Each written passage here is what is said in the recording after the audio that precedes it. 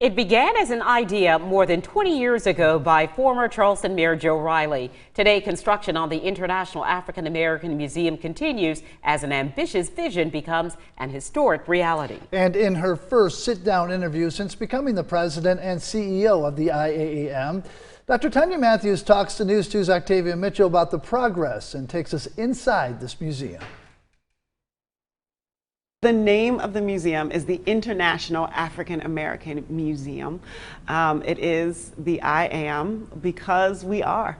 On the site at Gadsden's Wharf, historically one of the most active slave trading ports, where 40% of enslaved Africans arrived in the U.S., sits the International African American Museum. For the International African American Museum to have the site of Gadsden's Wharf is incredibly unique. Dr. Tanya Matthews, the new president and CEO of the International African American Museum, assumed the role in April 2021. The interior is a football field and a half long. We are fairly large. We are going to be one of the largest African American museums in the country. The museum has 10 core galleries and one special exhibitions gallery, everything focusing on the international connections to the African continent, the slave trade, an entire gallery dedicated to the conversation about the Gullah Geechee people, and at the far end is the Center for Family History. This is going to be a genealogical library and center where folks can come and look into their genealogy. Dr. Matthews takes us on a tour to show us how things are progressing. The architect's unique design honors the land it sits upon. The building that he was designing was not as important as the space that it was being built upon. And because of that, one of his design elements was that even the museum itself then should not be touching the ground.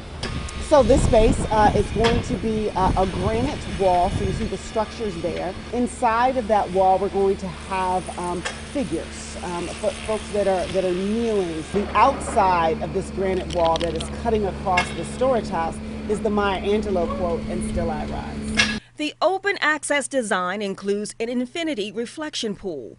But if you look inside the black, you'll see outlines of echoes, of shadows of people brought to this spot and who are enslaved. You will see echoes of those who were brought to this spot and decided to survive anyway.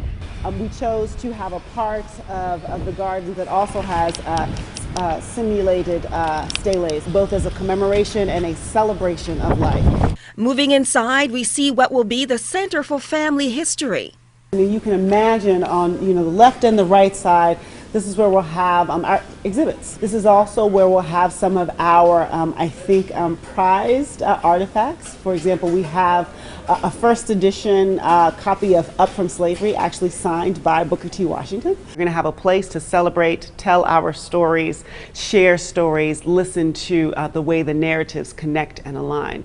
From most prolific slave trading port to a site of revelations, reckoning, and reasoning. Octavia Mitchell, Count on 2.